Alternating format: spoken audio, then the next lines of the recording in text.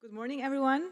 My name is Carreras Mascaro, and I work at the Center for Neurogenomics and Cognitive Research in Amsterdam. And today, I will be giving you an update on our latest project, which is titled Large-Scale Functional Characterization of STXBP1 missense variants. So how this project started? It was from our collaboration with BioMarine, which is a biotechnology company focused on rare diseases based in California. And it's the sponsored for the STXBP1 Foundation Summit today. So you probably all know BioMarine by now. So this project started from this collaboration and our shared aim, which is to improve classification of missense variants in STXBP1 related disorder. First, a bit of an introduction of my team at Neurospector. We use human neuronal disease models and functional assays to accelerate preclinical drug development. And in these pictures, you can see some examples of those neurons that we work with. And our usual pipeline involves starting from cells collected from patients. We reprogram them into stem cells. We generate induced pluripotent stem cell-derived neurons. And in this case, they often contain STXBP1 variants. We culture them in multi-well plates and perform high-throughput assays, often involving microscopy. And here I am showing two of the assays that we often use. So we are really interested in studying neuronal communication. And this is what you can see at the top. This is a video where you can see activity of the neurons. And we can also study MUNC18 levels in these neurons, which is the example that you can see in the bottom picture. MUNC18 is in green. And we can also study MUNC18 levels in cells coming from STXBP1 patients. So here, the top picture, these are neurons from an STXBP1 patient, and MUNC18 is in green. And at the bottom, you can see an example of an isogenic control. And when we quantify this in this graph, first I'm showing an example of control iPSC line, wild type versus line where we introduced a mutation in STXBP1 in a heterozygous state. And as you can see, MUNC18 levels are strongly reduced when we introduce a mutation in STXBP1. And also, if we take lines derived from several STXBP1 patients and measure MUNC18 levels, we can again see this reduction in MUNC18 levels compared to the wild-type control cell. And if we also look at the isogenic controls for these STXBP1 patient lines, again, we can clearly see that the STXBP1 patient lines have a reduction in MUNC18 levels. This is why we think that the most likely disease mechanism in STXBP1-related disorder is haploinsufficiency. So if we look at the STXBP1 gene, here there's a scheme of the exons and the introns of STXBP1, and we look at the variants, the gene variants that have been annotated in ClinVar so far. You can see that they are distributed along the whole gene sequence. We have different types of variants, pathogenic or lightly pathogenic, or PLPs. We have benign variants, but we also have a lot of variants of uncertain significance and conflicting, which was also highlighted in the previous talk very nicely. And nowadays, only looking at ClinVar, there's already 340 variants classified as variants of uncertain significance or conflicting. And also, nowadays, we have prediction tools that can help us predict whether a variant is pathogenic or not. And one of the best tools that we have nowadays for STXBP1 is Pressor. Here in this graph, I'm showing population variants, and the variants that are at the left of the graph, they are predicted to have low chances of pathogenicity, and the ones at the right have high chances of pathogenicity. And as you can see, Pressor does quite well. Most of the variants from the population are predicted to have low chances of pathogenicity. And the same for patients, but in this case, the other way around, of course. So most of the patient variants are predicted to be pathogenic by Pressor. However, for both population and patient variants, there are mistakes. For example, all of these variants here are mispredicted as non-pathogenic by Pressor. And this is concerning, also together with the high number of VUS variants that we have in STXBP1 gene. This is why we decided to start this project. which we call the STXBP1 Functional Genomics Project. In this project, we decided to study 400 STXBP1 variants and characterize them functionally. And our aims first is to improve current prediction tools. We want to provide data to resolve variants of unknown significance, or VUS. We want to increase the number of patients with a genetic diagnosis. And of course, we want to understand disease mechanisms better. So the variants that we selected for this study, they are 400 in total, but they correspond to different classes. We picked 17 variants that are annotated as benign in ClinVar. We also picked 263 variants of unknown significance or conflicting, and we also have 120 variants classified as PLP, pathogenic or likely pathogenic. The variants that we selected have mostly never been studied before, but we do have a subset of variants that have been studied functionally, and they are in the literature published.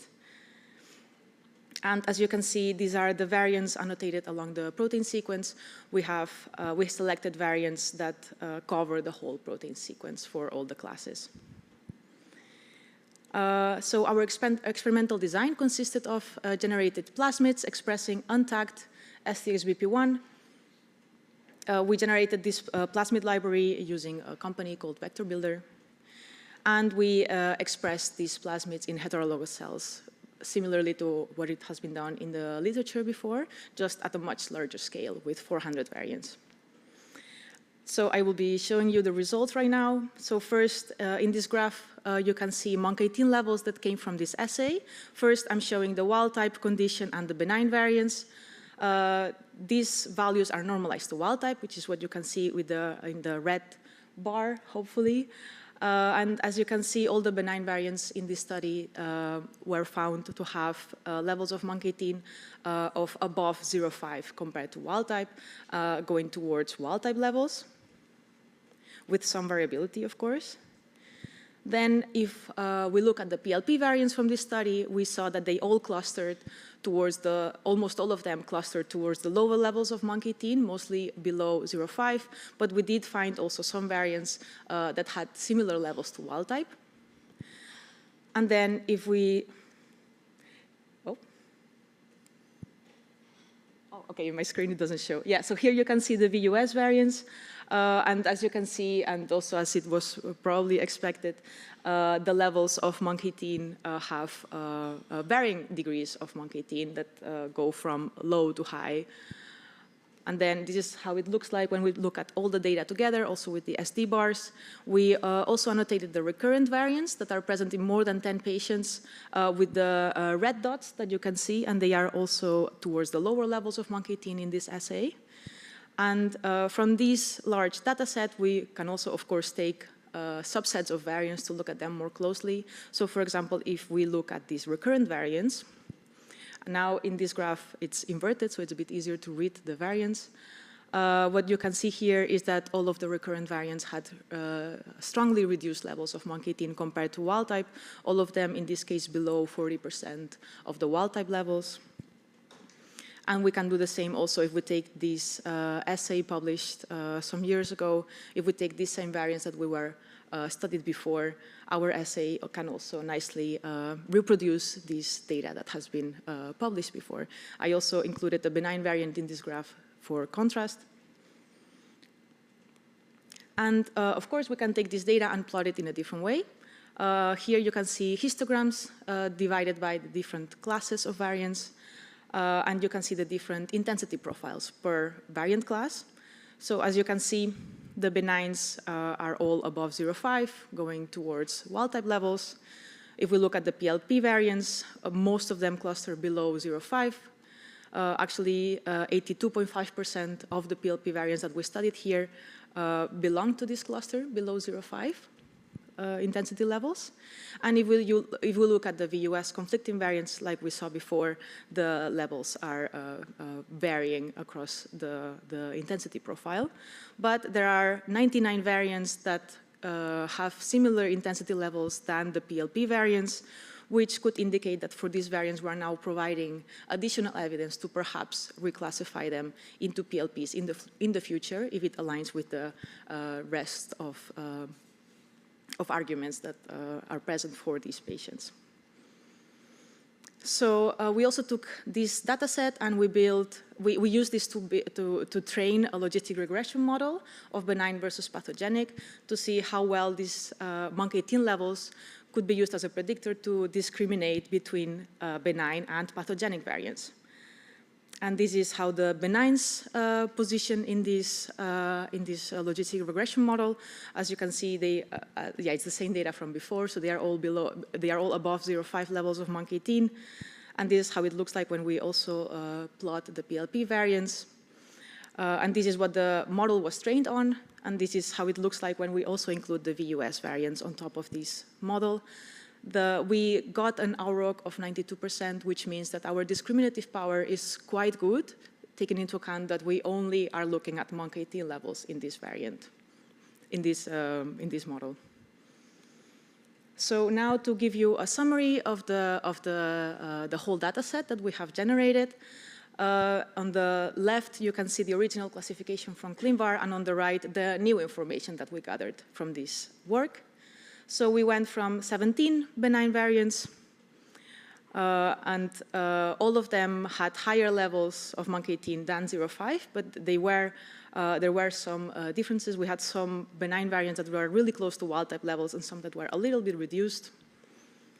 Then if we look at the VUS conflicting category, we had quite variable results, but as you can see in this subset here, these 99 variants had levels of MUNC18 very close to the PLP levels. So yeah, for these we're basically providing additional information that might help reclassify these patients. And lastly, when we look at the PLP variants, the vast majority of these variants clustered in the low intensity MUNC18 level. But of course, it's also interesting to note that we have some PLP variants where we detected levels of MUNC18 very close to wild type or even slightly higher than wild type. And for these ones, we believe, and actually for some of them we already know, that there are alternative mechanisms taking place. For instance, in this assay, we are not able to study aberrant splicing because we are only overexpressing cDNA. And we know for some of these variants, splicing defects are known.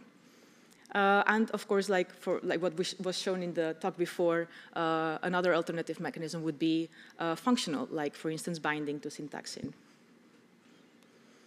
And this would be the final overview of the whole data set.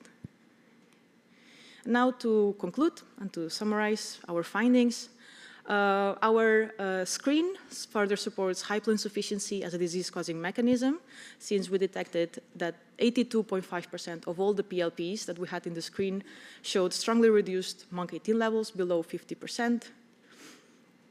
We also observed that 84% of all the screen variants showed significantly reduced MUNC18 levels compared to wild type to various degrees. We also benchmarked the platform with known variants from the literature, but also recurrent patient variants that showed reduced MUNC18 levels. Evidence to resolve, or hopefully soon resolve, 99 variants of unknown significant or conflicting variants. Also from this data set and the model that we generated, we can say that MUNC18 levels are a good predictor of proteogenicity with a high confidence with an ROC of 92%. And what comes next? So actually we already started with the next phase of this project, which is taking a subset of these variants that we have studied so far and express them in neurons, where we will study again MUNC18 levels, but also functionality, so neuronal functionality, like for example with a calcium imaging assay that you can see at the bottom. And with that, I want to thank, well, the STXBP1 community first, and of course, my lab in Amsterdam, the Neurospector team, and in particular, Lotte. She did all of the lab work that you have seen here today, and of course, the Biomarine team, Jan, Art, and Nick, and all of you for your attention. Thank you.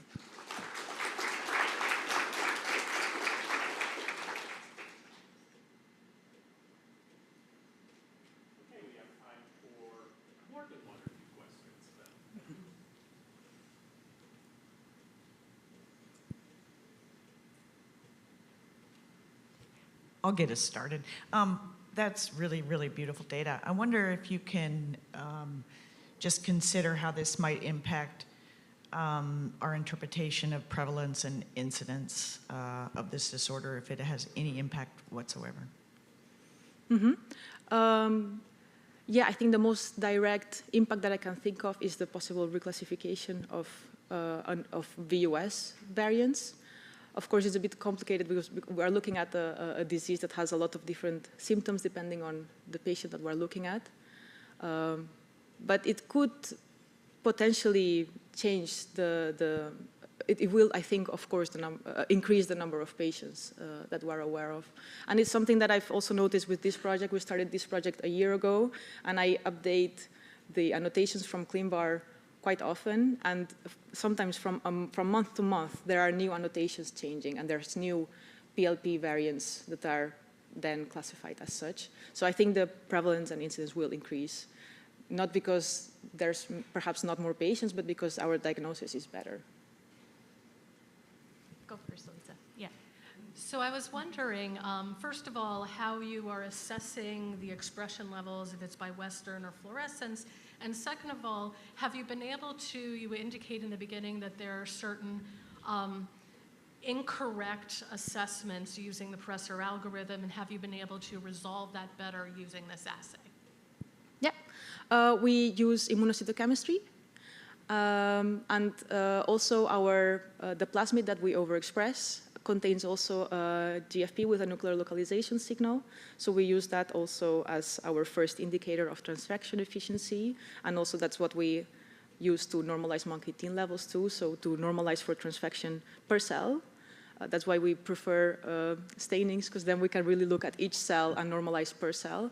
We are also using a cell line that is called H4. It's not the HEC cell line, because the expression levels are a bit lower, so it's less prone to overexpression artifacts.